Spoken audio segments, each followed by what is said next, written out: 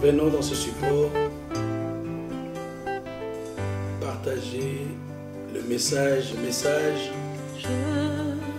Je l'ai intitulé « Ôtons la pierre devant le Père Tout-Puissant ».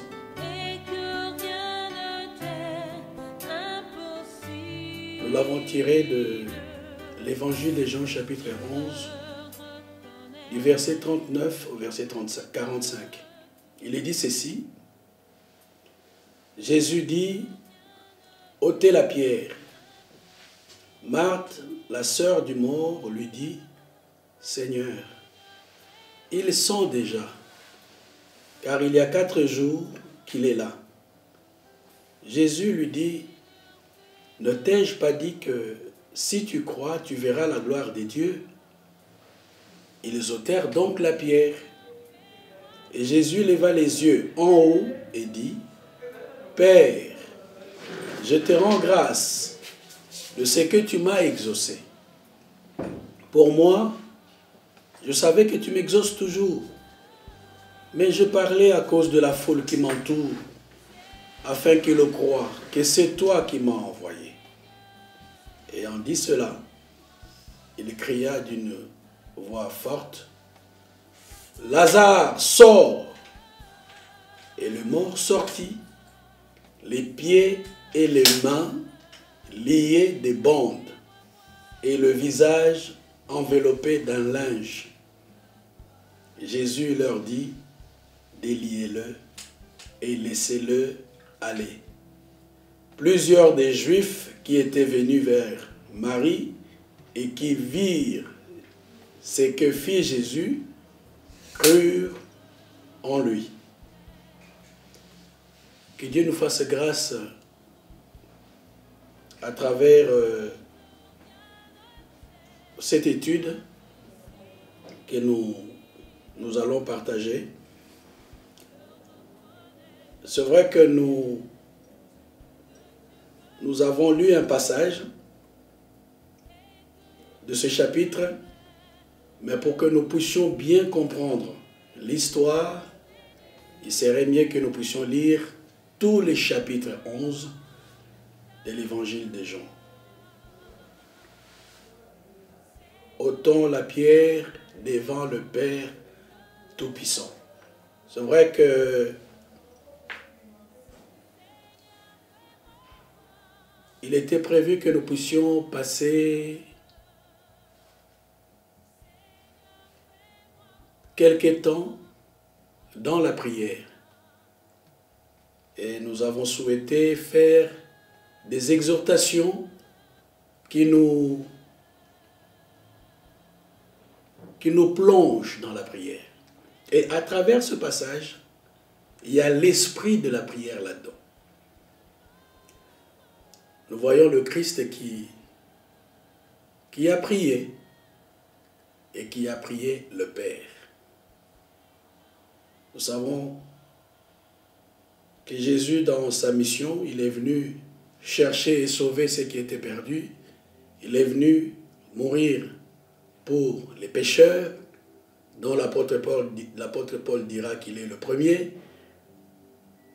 Mais j'aimerais souligner aussi une chose, que Jésus est venu nous révéler Dieu en tant que Père. C'est pourquoi quand il enseigne à ses disciples comment prier, il dit, voici comment vous devez prier. Notre Père qui est aux cieux. Ce n'est pas anodin. Ce n'est pas une petite chose. C'est toute une révélation que notre communion est avec Dieu, mais qui est au-dessus et qui est notre Père. C'est une relation entre Dieu, le Dieu saint, et l'homme pécheur racheté par Jésus-Christ. À travers cette histoire, vous allez comprendre que Dieu a un fonctionnement qui n'a rien à voir avec le nôtre. Dans cette étude, il est question de la foi et sa limite volontaire.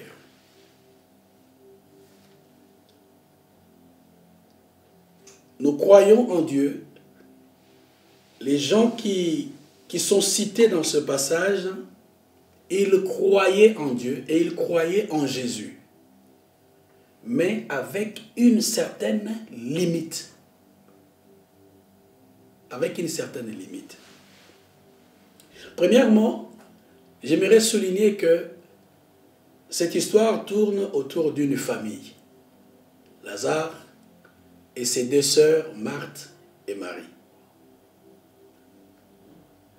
Et cette famille était amie avec Jésus. Donc Lazare, Marthe et Marie, ils connaissaient bien Jésus comme étant le Fils de Dieu. Ils savaient que Jésus faisait des miracles. Il était au courant. C'était leur ami. La Bible nous dit que Jean était les disciples que Jésus aimait. Mais quand on nous parle de Lazare, Marthe et Marie, on nous dit que c'est une famille qui était amie avec Jésus. Donc vous comprenez un peu là où il y a l'amitié.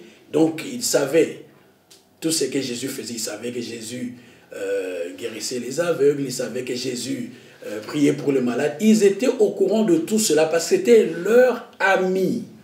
Et c'est ce qui fait que quand Lazare est tombé malade, ils ont envoyé des gens pour aller l'appeler. Mais quand vous lisez le chapitre 11, vous allez voir que Jésus ne s'est pas précipité pour monter à Béthanie.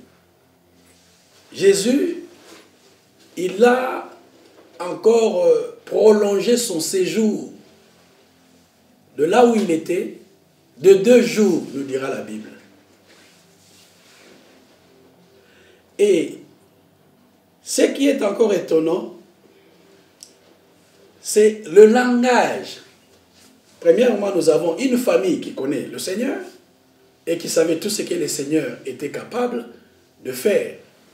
Mais deuxièmement, nous avons le langage du Seigneur. Déjà quand il parle de Lazare, de la maladie de Lazare, il dit à ses disciples que notre ami Lazare dort. Il y a eu des chansons d'un chanteur qui disait que le Seigneur a appelé la mort sommeil. Il dit que notre frère Lazare dort. Et bien les disciples qui n'avaient pas compris le langage du Seigneur diront, mais s'il dort, mais laissons-le dormir. Il a fallu qu'il puisse un peu simplifier son langage pour leur dire que notre ami Lazare est mort.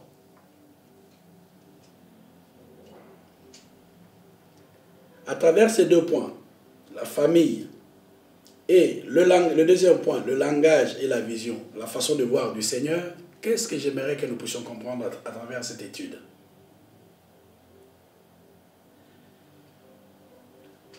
Les habitudes. Les habitudes, c'est un obstacle à la foi. À la foi qui a tendance à progresser. C'est-à-dire que le fait, j'aimerais prendre cette famille et la comparer à un groupe de croyants, à un groupe de chrétiens, à une église, à un groupe de disciples. Et d'ailleurs, il n'y avait pas que cette famille, il y avait aussi les disciples de Jésus. Quand il leur a parlé de Lazare qui dormait, ils n'ont pas toujours saisi le langage du Seigneur. Donc le Seigneur s'est retrouvé avec un groupe d'amis, un groupe de disciples, mais qui ne maîtrisaient pas son langage. Non seulement ils ne maîtrisaient pas son langage, mais qui ne pensaient pas que Jésus était capable de passer à un autre état dans ses œuvres, dans sa façon de faire, dans ses actions. C'est-à-dire ressusciter un mort qui a été mis dans le sépulcre pendant 4 jours. Qu'il ouvre les yeux de malades, on y croit. Qu'il guérisse les malades, on y croit. Qu'il délivre les démoniaques, on y croit. Mais Un mort qui est resté 4 jours dans le sépulcre, ni Marie, ni Marthe, et encore moins les disciples, les personnes n'y croyaient. Et vous allez même voir les gens qui étaient autour, ils se sont dit, mais lui qui a ouvert les yeux de l'aveugle, ne pouvait-il pas aussi intervenir pour guérir, pour que Lazare ne meure pas? C'est comme, donc on voit que les gens étaient limités au miracle de Jésus au niveau de le recouvrement de la vue de l'aveugle, à tout ce qu'ils avaient vu. Personne ne pouvait s'imaginer ou personne ne croyait. C'est pourquoi il dira à Marie, ne t'ai-je pas dit? Si tu crois, vous allez voir dans ce chapitre, quand le Seigneur parle avec une de ses sœurs, que ne sais-tu pas que je suis la résurrection et la vie, le Seigneur parle à la fois de la résurrection future, mais il parlait aussi de la résurrection qui était imminente, qu'il était capable à la fois de ressusciter le croyant pour la vie éternelle, mais aussi de ressusciter le croyant ou quelqu'un qui était mort là, dans le champ, sur les champs. Que la personne est restée 4 jours dans les sépulcres pour le Seigneur, il en était capable. C'est-à-dire que nous croyons au Seigneur, mais nous ne croyons pas qu'il est capable de faire certaines choses. Nous ne le disons pas. Mais dès que nous arrivons peut-être devant certaines situations, on se bloque au point qu'on ne sait pas réaliser que Dieu est capable. C'est pourquoi quand l'ange Gabriel est venu vers Marie et qu'il lui dira qu'elle allait concevoir, Marie se dit, mais lui pose la question, mais comment se fera-t-il puisque je ne connais point d'homme? L'ange lui répondit, le Saint-Esprit viendra sur toi et la puissance du Très-Haut te couvrira de son ombre. C'est pourquoi le Saint-Enfant qui naîtra de toi sera appelé Fils de Dieu. Voici Élisabeth, ta parente, a conçu elle aussi un fils en sa vieillesse. Et celle qui est appelée stérile est dans son 6e mois. La fin nous dit, car rien n'est impossible à Dieu. Luc chapitre 1, verset 34 à 37. Une femme qui n'a pas eu de rapport avec un homme qui arrive à concevoir, aux yeux des humains, cela paraît impossible. Mais la Bible nous montre que à Dieu, cela a été possible et c'est arrivé. Que l'on dise que 2 vieillards, Abraham et Sarah, ne puissent avoir les désirs de pouvoir, encore une fois, procréer, aux yeux des humains, on dit que oui, c'est possible. Et c'est impossible. Mais aux yeux des dieux, la Bible nous le montre, ça a été rendu possible dans l'Ancien Testament. Mais dans le Nouveau Testament, nous voyons aussi Zacharie et Élisabeth. Malgré toutes ces choses-là que nous lisons,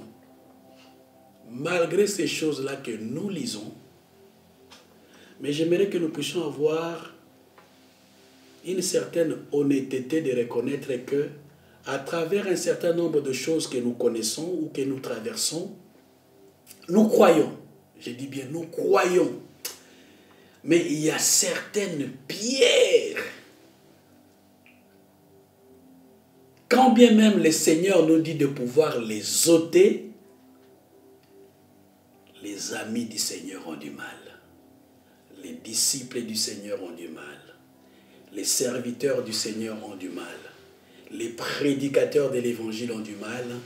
Les hommes et les femmes de Dieu ont du mal, malgré leur foi, de croire que à cette étape-là, à ce niveau-là, à ce degré-là, que Dieu peut intervenir, que Dieu est capable.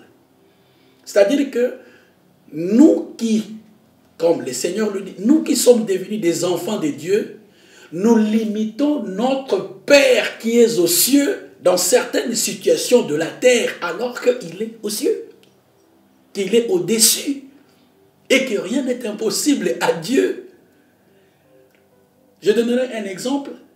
On peut avoir une dame, une femme à qui on a enlevé les trompes. Scientifiquement, on s'est dit que c'est fini. Mais quand Dieu nous dit de croire, mais croyons. Parce que nous avons des témoignages. Des femmes à qui on avait enlevé des trompes et qui ont conçu. J'ai des exemples. Non seulement un enfant, mais des enfants. C'est un peu ce qui est arrivé avec, ce n'est pas une histoire de trompe, avec Anne, la mère de Samuel. Sa rivale Pénina avait des enfants, 1, 2, 3, facilement. Et elle était en train de faire souffrir l'autre. Mais le problème, c'est que quand Anne a eu ce courage-là de se dire, mais il y a un Dieu qui est aux cieux, à qui rien n'est impossible, et à qui je peux soumettre ma situation. Et vous allez voir, il n'est pas allé voir le sacrificateur Élie. Elle a plutôt prié. Elle a pris l'engagement tout simplement de répondre sa douleur au Seigneur.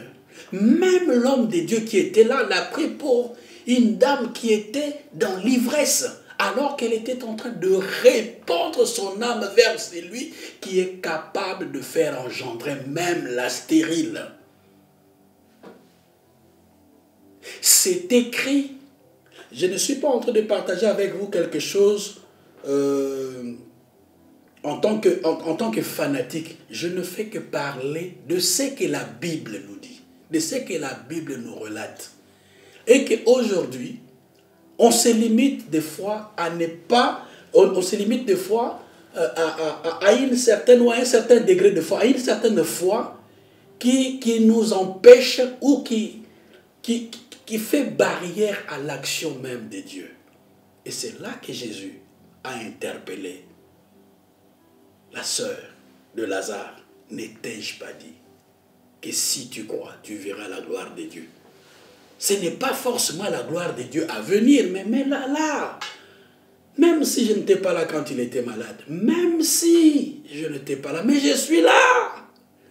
Ne me mets pas au futur, je suis là. Notre Père est là. Il connaît notre problème. Je sais que Lazare, votre frère, vous y tenez, qu'il est dans la tombe et que ça fait 4 jours. Je ne me réjouis pas. Et ce qui me touche encore, et ça, les théologiens nous le disent souvent, on a le verset le plus court de la Bible où Jésus pleura. Donc, ça prouve que Dieu n'est pas indifférent. Dieu n'est pas indifférent à notre douleur. Dieu n'est pas... Donc, puisqu'il n'est pas indifférent, ne pensons pas qu'il soit si loin pour pouvoir intervenir dans notre situation. Il dira à Jésus lui-même, quel est ce père à qui son fils demanderait un pain et qui lui donnera de la pierre, une pierre à la place. Là où le fils demande du poisson et lui donnera un serpent. Et là où il demandera un œuf, où on lui donnera un scorpion. Le Seigneur est en train de dresser. Or, nous savons, les papas de ce monde, un vrai père répond toujours. C'est pourquoi il dira, demandez et vous recevrez. Cherchez et vous trouverez. Frappez et l'on vous ouvrira. Et à combien de fortes raisons il dira que si méchant comme vous l'êtes, vous savez donner des bonnes choses à vos enfants. À combien plus forte raison votre Père, et ce qui n'est pas le moindre, le Tout-Puissant. Non seulement le Tout-Puissant, mais qui est aux cieux, au-dessus de tout, à qui même quelqu'un qui est décédé pendant 4 jours, rien ne lui est impossible pour le ramener à la vie. Pensons, c'est vrai que c'est une vision, à ce que dit Ézéchiel dans le chapitre 37, la vision sur les ossements. C'est une image, mais c'est aussi une image qui nous démontre de quoi Dieu est capable. Dieu est capable d'aller prendre des ossements, de leur donner de la chair et de mettre de la peau, et puis après de pouvoir insuffler. C'est une image, mais à travers cette image, Dieu montre aussi à Ézéchiel de quoi il est capable. Les enfants de Dieu limitent même Dieu, même dans le domaine spirituel. Vous savez, il y a certaines personnes, quand ils ont fui l'église, ils croient que c'est fini pour eux. Et ceux qui partent, et ceux qui restent dans l'église. À tel point que des fois, ceux qui sont partis, ils se sont déjà éloignés de l'église. Et ils croient que s'éloigner de l'église, c'est aussi s'éloigner du Seigneur. Une bonne fois pour d'autres, ils peuvent y revenir. Il suffit tout simplement qu'ils reviennent auprès de celui qui est capable de relever. Tout est possible. Mais aussi ceux qui restent à l'église. Quand vous voyez quelqu'un qui était parti, qui revient, mais croyez que Dieu est capable de récupérer ceux qui partent. Mais le problème, c'est que les enfants de Dieu eux-mêmes, même spirituellement, nous bloquons l'action du Saint-Esprit. On ne croit pas que quelqu'un qui est tombé peut se relever. On ne croit pas que quelqu'un qui était parti depuis des années qui peut revenir à l'église. On ne croit pas, alors que tant que le souffle de vie, le souffle de vie est là, la grâce est là, et tant que la grâce est là, tout est possible aux yeux de Dieu. Ne limitons pas, dire, oh, ça fait 4 ans qu'il est parti, ça fait 4 mois, ça fait autant d'années. Oh, de tout, j'en peux plus parce que, bon, moi qui avais abandonné la bière, aujourd'hui, je suis devenu alcoolique, même si je fais... Tout est possible. Croyez, je ne vous parle pas des histoires, je vous parle tout simplement de ce que cette parole, ce chapitre m'apprend, que même quand on est dans la pourriture, après 4 jours, on a passé dans un sépulcre, Jésus peut dire, Père, je sais que tu m'exauces. Qu'est-ce que cela veut dire? En disant que ce n'est pas une demande, mais c'est une fois, le Seigneur a exprimé tout simplement que je suis devant mon Père à qui rien n'est impossible. Moi, rien ne m'est impossible, mais je le fais tout simplement pour que ceux qui sont autour de moi croient. Et il l'a fait. Qu'est-ce qui nous dépasse? Qu'est-ce qui nous dépasse au point que nous ne croyons pas à la toute puissance de celui que nous appelons Dieu et qui par-dessus tout est notre Père. Il est notre Père. Ceux qui ne le connaissent pas peuvent se limiter. Mais nous, nous le connaissons. Jésus le connaissait. C'est pourquoi cette connaissance, Jésus l'a transmis à ses disciples. Mais Jésus a voulu amener ses amis-là, Marthe, Marie et même Lazare qui est ressuscité après, de comprendre que ne limitons pas notre ami seulement à des histoires de il ouvre les yeux des aveugles, il fait marcher les paralytiques, il fait ceci, il est toujours avec des hachets pour entrer. Non, croyons qu'il est capable de ressusciter même quelqu'un qui est resté 4 jours dans la pourriture. Croyons qu'il est capable de récupérer même un enfant de Dieu qui s'était égaré. Croyons qu'il est capable de réconcilier des gens qui pendant des années ne s'entendaient pas. Croyons qu'il est possible de pouvoir vivre. Non, ne limitons pas. C'est très large. Il suffit tout simplement que nous puissions croire que tout est possible à celui qui croit et que nous sommes capables de voir la gloire de Dieu parce que Dieu est celui qui peut tout. J'aimerais tout simplement chuter par là en disant que le Seigneur est notre Père, le Seigneur est notre Dieu et que nous ne devons pas le limiter. Que ce soit dans le domaine spirituel, c'est-à-dire que Dieu est celui qui renouvelle et restaure. Que ce soit dans le domaine sanitaire, Dieu est celui qui guérit et qui délivre. Que ce soit dans le domaine social, Dieu est celui qui bénit et qui fait prospérer. Alors, quelle est cette pierre qui nous empêche de prier avec la ferme assurance que Dieu peut? Ôtons-la. Et nous verrons la gloire de Dieu comme Jésus l'a si bien dit à Marie et à Marthe. et que les disciples qui étaient autour ont entendu et écouté cette belle parole qui finalement, aux yeux de tous,